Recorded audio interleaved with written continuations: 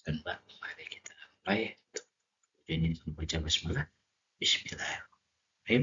Semoga apa yang kita pelajari pada hari ini bermanfaat dan berkah bagi kita semua.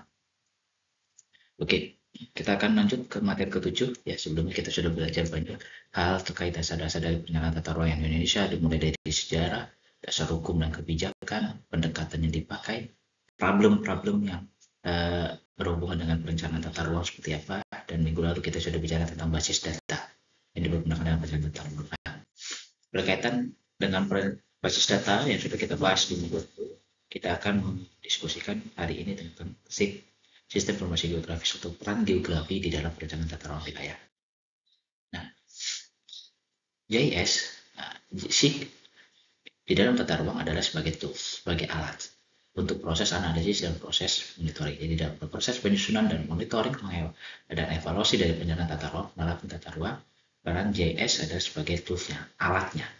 Sehingga kalau kita bicara GIS sebagai alat, kita sebagai geograf harus mendukung tersebut.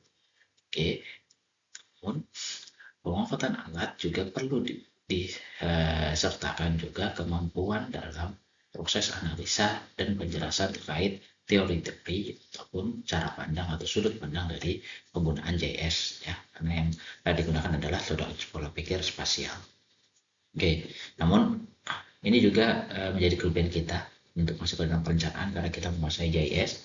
Namun ini juga menjadi tantangan bagi kita karena ArcGIS itu adalah tools alat yang dimana setiap orang bukan background geografi asal dia punya minat di bidang GIS, bidang spasial, dia mau belajar dari YouTube, dari tutorial-tutorial yang ada di Google, itu dia bisa menguasai dan memahami apa itu GIS.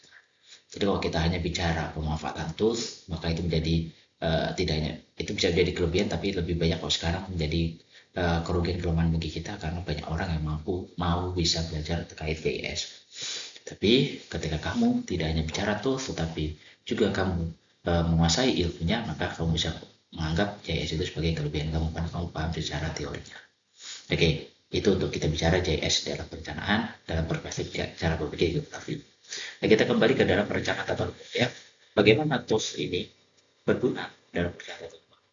Yang pertama adalah untuk penataan data spasial dan spasial. Ya, minggu lalu kita sudah bicara basis data. Kalau kalian bicara ArcGIS, maka ada ArcGIS Catalog, yang dimana ada personal geodatabase, file geodatabase yang kalian bisa gunakan itu untuk menyusun database sehingga kalian bisa memetakan mana data spasial, mana data non spasial. Yang kedua adalah analisis. Tadi sudah saya jelaskan perannya salah satunya adalah untuk proses penyusunan. Jadi ketika proses menyusun tata ruang, ArcGIS, GIS, yang lainnya NV, ArcGIS atau yang lainnya berkaitan dengan GIS itu bisa digunakan sebagai alat tools untuk menganalisa data-data spasial yang sudah kalian kumpulkan. Kemudian peran yang kedua ya untuk monitoring dan evaluasi tadi yang saya bilang, untuk melihat apakah tata ruang yang sudah disusun benar-benar diterapkan oleh pemerintah daerah untuk untuk dapat ditegakkan sehingga tata ruang yang sudah disusun dapat terwujud. Kemudian dengan adanya GIS terkait proses analisis dan terkait proses monitoring dan evaluasi, GIS juga membantu kita dalam pengambilan keputusan. Terutama dalam proses pelaksanaan, apakah boleh atau tidak. Jadi proses perizinannya boleh atau tidak, baik kita bisa gunakan GIS untuk melihat paling gampang adalah kalian input titik koordinat, kemudian cari koordinatnya dari mana, overlaykan dengan peta tata ruang sehingga kalian tahu ternyata dia boleh atau tidak, dia boleh tapi bersyarat, dia boleh tapi terbatas atau seperti apa. Oke. Dan yang keempat, kelima sebagai database data spasial yang terkait dengan basis data minggu lalu kita sudah bahas. Kemudian yang keenam modeling dan simulasi kegiatan, ini berkaitan dengan proses penyusunan ya. Jadi kita bisa memodelkan, bisa mensimulasikan ya. Jadi ArcGIS itu luas Mas dan Mbak. Silakan nanti kalau yang sudah mengambil geografi teknik ya nanti bisa terpecah lagi mau menjadi ahli PJ atau ahli jadi GIS, maka kalian harus kalau yang mengambil ahli GIS seharusnya bisa lebih mendalami atau memiliki rasa ingin tahu yang jauh lebih besar terkait sistem informasi geografis yang bisa kalian kembangkan atau kalian kuasai untuk membantu dalam mungkin nantinya pekerjaan kalian. Oke, Oke, ini yang pertama, peran JIS sebagai tools dalam perencanaan tata ruang. Perannya ada 6. Nanti bisa mungkin saja kalau kalian literatur lain, kalian bisa mendapatkan peran-peran lain yang bisa kalian masukkan ke dalam peran JIS untuk perencanaan tata ruang wilayah.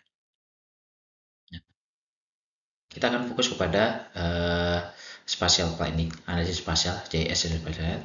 Jadi, di mana dia menjadi JIS sebagai database, mengambil keputusan terkait implementasi dan monitoring evaluasi, dan juga untuk proses modeling dan simulasi, dan bagaimana kita berpartisipasi dan akses informasi publik untuk sehingga kita bisa wujudkan, kita bisa tampilkan hasil rencana kita kepada masyarakat secara umum, sehingga mereka bisa mengetahui apa saja sih yang sudah dilakukan, apa saja sih yang boleh, apa saja yang tidak boleh, sehingga mereka bisa mengetahui bagaimana suatu wilayah tempat mereka tinggal itu akan berkembang di tahun-tahun mendatang. Ya, nanti ini kalau yang partisipasi dan akses informasi publik ini berkaitan dengan WebGIS. Nah, kalian juga sudah dapatkan ini di kampus, bisa kalian kembangkan untuk keahlian kalian. Oke, nah yang perlu diperhatikan dalam JS adalah kita harus memahami ada namanya data geospasial dan informasi geospasial. Oke. Kalau data geospasial itu kita bicara titik, lokasi, luasan, ukuran, karakteristik, oke, baik penyamparkan alami ataupun buatan yang berada di bawah permukaan bumi, pada permukaan bumi ataupun di atas permukaan bumi. Nah, informasi geospasial adalah data yang sudah diolah. Jadi data yang disebut data geospasial pada data kemeringan, data lereng, data ketinggian, oke, data ketinggian, data lebar sungai, data curah hujan, apalagi data titik-titik fasilitas umum. Itu adalah data-data geospasial, data-data yang ada di permukaan bumi ataupun data-data terkait dengan geologi, batuannya, tanahnya, oke, dan seterusnya, topografinya misalnya.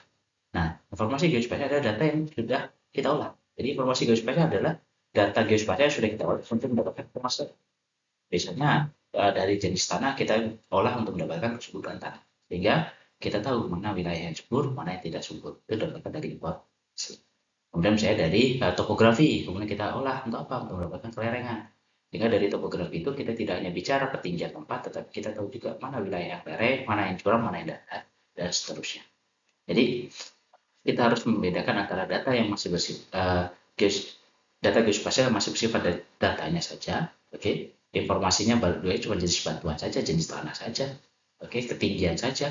Tapi ketika kita sudah olah menjadi informasi, misalnya tadi tentang kelerengan, tadi terkait dengan kesuburan tanah, atau kita bisa kaitkan dengan bicara aksesibilitas, kita olah informasi yang menjadi kerawanan bencana, kita olah data yang menjadi potensi banjir, dan seterusnya, maka itu menjadi informasi geospasial. Oke, nah informasi geospasial inilah yang kemudian yang kita gunakan, yang kita manfaatkan di dalam tata ruang. Oke, data-data geospasial kita kumpulkan data-data base itu baik data yang bersifat non spasial atau spasial, misalnya kepadatan jumlah penduduk, oke, jumlah penduduk, kemudian kita olah menjadi kepadatan penduduk. Dari jumlah penduduk kita dapat jumlah angkatan kerja, kita bisa habis itu dapat sebaran spasial partisipasi angka sekolahnya misalnya, atau sebaran spasial tingkat pengangguran terbuka dan seterusnya. Itulah baru setelah kita olah, kalau bicara pengolahan berarti kita sudah kaitkan atau kita melanjutkan ada tindakan lanjut, ada proses analisis lanjutan dari data spasial yang sudah kita gunakan.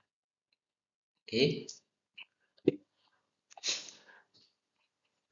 Informasi geospasial lah yang kemudian menjelaskan secara spasial pada data ruang.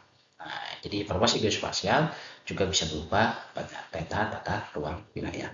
Setelah data geospasial kita olah menjadi informasi geospasial yang menjadi dasar kita dalam proses analisis, kemudian berakhir dalam bentuk peta tata ruang, maka peta tata ruang itu juga menjadi bagian dari selain produk penata ruang, produk geospasial juga dia menjadi informasi geospasial. Karena apa? Karena dia menjelaskan informasi-informasi yang berkaitan dengan peruntukan-peruntukan yang ada di suatu wilayah. Oke. Ini nanti data-data informasi ini yang kemudian nantinya kita bisa manfaatkan dalam proses perencanaan, proses analisis tadi, proses pemanfaatan peta tata ruangnya. kita proses peta tata ruang bisa kita proses pemanfaatan. Oke, kemudian proses pengendalian yang berkaitan dengan peta tata ruang dengan kondisi existing di suatu wilayah, perizinan di suatu wilayah yang sesuai atau tidak sesuai terkait pemanfaatan tata ruang yang ada di suatu. Oke, ini kita coba lihat contoh pemanfaatan informasi geospasial ya. Tadi kita bicara data geospasial dan pemanfaatan informasi geospasial seperti apa ya. Saya contohkan dimulai dari kita punya data-data geospasial, geografi, administrasi, kemudian penduduk, ekonomi dan seterusnya. Nah, kemudian data-data ini kita pertama seperti basis data kita standarkan dulu, kita standarkan dulu sesuai SNPK yang sudah ada, kita buat, sesuaikan data informasinya yang lengkap kita gunakan, yang tidak lengkap kita perbaiki dulu. Oke, kalau sampai tetap saja di akhir tidak lengkap, tidak layak pakai, maka kita gunakan. Oke, setelah itu kita kategorisikan peta-peta tematik. Kita membuat peta-peta apa saja, peta kerawanan longsor, kebencanaan, kita bicara potensi ekonomi, potensi secara fisik wilayah, atau apa itu kita buat kategori-kategorinya dulu. Setelah itu kita analisa ya, proses overlay peta-peta tadi untuk mendapatkan informasi-informasi baru. Contohnya sebagai misalnya analisis daya dukung dan daya tampung lingkungan, keterkaitan antara wilayah, perumusan konsep bencana. Oke, jadi contohnya, misalnya kamu bicara kemiskinan, peta kerawanan kemiskinan, peta kerawanan bencana, silakan. Ya, itu kita buat, itu hasil informasi geospasial setelah kita mengolah data-data yang ada di sini. Oke, setelah itu apa akhirnya? Akhirnya adalah kita menghasilkan informasi geospasial berupa peta rencana tata ruang wilayah. Oke, itu. Kita lanjut. Nah, kalau kita lanjutkan terkait dengan JS. Nah, kalau kita bicara JS, maka kita akan bicara tingkat kedetail suatu data. Nah, kalau bicara penilaian tata ruang, maka data yang digunakan dalam JS itu nanti bergantung pada level dari perencanaan yang kita buat. Ada nasional sampai enggak. Kalau kita bicara semakin luas wilayah, maka di tingkat kedetailnya semakin rendah. Nah, sehingga perencanaan yang dibuat adalah berdasarkan strategi kebijakan secara nasional. Tapi kalau sudah masuk regional, kabupaten, provinsi, sudah bisa cepat taktik regional, sudah menjadi batasan-batasan, menjadi arahan. Ya, arahan yang jelas, sudah peruntukan-peruntukan. Ketika bicara lokal, kita sudah bicara implementasi, lokasi, existing, exactnya ada di mana suatu perencanaan itu akan dilaksanakan. Oke, ini. Nah, yang menjadi problem dalam perencanaan tata ruang wilayah terkait implementasi JS, adanya problem antara data dan informasi geospasial. Oke, nah, ini yang menjadi problem. Kalau kita sebenarnya problem ini muncul ketika kita bicara metadata, kita bicara basis data, ya. Karena informasi geospasial dasar ya yang ada di setiap wilayah itu berbeda-beda, setiap instansi berbeda-beda, data atributnya belum baku. Jadi ada yang mungkin isinya sampai, misalnya contohnya bicara administrasi, ada yang sampai desa, ada yang cuma sampai kabupaten kota saja, tidak sampai desanya, atau tidak sampai ke alamat detailnya, lokasi ada di mana. Metadatanya tidak ada, ini kelengkapan datanya, ya, sumber data itu diolah dari mana, D4 dari mana, siapa yang mengolah, dan seterusnya. Data susah diakses dan tidak up to date. Ini problem yang berkaitan dengan basis data minggu lalu. Ya, karena banyak menjadi perlu kita ingat lagi, karena akan mempengaruhi kualitas dari perencanaan yang sudah kita buat. Oke. Nah, harapan kita adalah terkait informasi geospasial adalah kita berharap informasi geospasial dasar dari seluruh instansi itu sama. Oke, data atributnya juga sudah sama. Jadi ketika kamu ambil data dari manapun, maka kamu bisa melakukan coding, query, dan seterusnya berkaitan analisis JS itu sudah sinkron. Jadi tidak perlu lagi kita mengolah data atribut dari suatu data. Datanya sudah ada, jika ada kekeliruan, ada kesalahan dari data yang kita gunakan, kita bisa tanyakan siapa yang membuat. Oke, format datanya sama, data mulai dihasil dan datanya up to date. Ini harapan kita terkait dengan informasi geospasial yang ada di suatu wilayah. Oke. Persoalan lain dari data geospasial dan informasi dari geospasial adalah jumlah data yang ada di suatu wilayah keputusannya itu membutuhkan data. Jadi berapapun jumlah data yang berusaha yang ada, keputusan tetap dapat diambil. Jadi kenapa ini menjadi persoalan? Karena ketika data dan informasi geospasialnya sedikit, kesimpulan bisa didapat. Namun pada akhirnya perencanaan yang kita buat, tata ruang yang kita buat itu menjadi tidak tepat sasaran. Ya, contoh ketika kita bicara kesuburan tanah, kita hanya tahunya kita tidak ada data terkait dengan produktivitas. Kita hanya bicara wilayah itu ada atau tidaknya irigasi. Oke, oke, maka bisakah diputuskan mana wilayah yang lahan pertanian produktif? Bisa, karena basis kita hanya kondisi existing sawah, kemudian ada tidaknya saluran irigasi. Ketika itu sudah terpenuhi, kita bisa tentukan lokasi, namun menjadi tidak valid, menjadi tidak detail, menjadi bisa saja mengalami kesalahan. Kenapa? Karena kita tidak punya data terkait produktivitas, kita tidak punya data terkait kualitas tanahnya, sehingga ketika ditetapkan bisa saja terjadi kesalahan. Lahan yang subur, yang benar-benar subur, malah jadikan permukiman, tanah yang tidak subur kita jadikan. Oke, nah ini yang makanya menimbulkan persoalan. Seberapa besar keyakinan kita atas keputusan yang diambil? Kalau semakin data semakin komplit, semakin detail, maka keputusan yang kita buat akan semakin dapat dipercaya. Kemudian yang kedua, nah ini problemnya terkait JS. Tadi kita sudah bilang kalau di dalam perencanaan JS itu dimulai dari proses merencanakannya, dimanfaatkan, kita bisa gunakan toolsnya, di proses pemanfaatannya, ya, proses implementasinya, perizinannya, dan bagian monitoring dan pengawasan. Nah, namun kondisi saat ini JS itu dianggap sebagai peta digital, hanya bicara layoutingnya saja. Ya, yang dipahami, yang dibahas banyak orang adalah bicara layoutingnya. Padahal sebelum di situ yang perlu diperhatikan adalah bagaimana data-data dan informasi yang dipergunakan itu memang valid dulu. Baru kemudian kita bicara hasil petanya seperti apa, JPEG-nya gimana, PDF gimana. Nah, ini yang problemnya adalah tidak dikaitkan dengan kemampuan spasial analisis dan sharing data. Oke, nah, ini yang perlu problemnya kondisi saat ini, walaupun sekarang peran geograf ahli GIS itu yang berkaitan dengan kemampuan analisisnya itu menjadi hal yang penting sekarang, karena banyak problem-problem terkait kewilayahan itu muncul akibat instansi-instansi terkait atau pihak ketiga yang dipergunakan tidak memiliki kemampuan dalam spasial analisis. Mereka hanya punya kemampuan dalam perencanaan, namun logika berpikir secara spasial, pemanfaatan tools geospasialnya, dan mengartikan hasil dari pemanfaatan tools itu kurang, sehingga banyak sekali problem-problem terkait penyusunan tata ruang wilayah, sehingga ini sudah mulai muncul.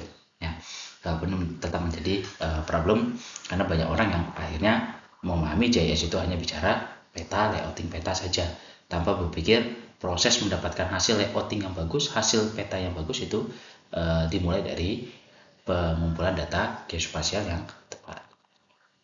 Oke, nah ini yang ketiga. Ini menjadi problem kalian di geografi UMS ketika skripsi.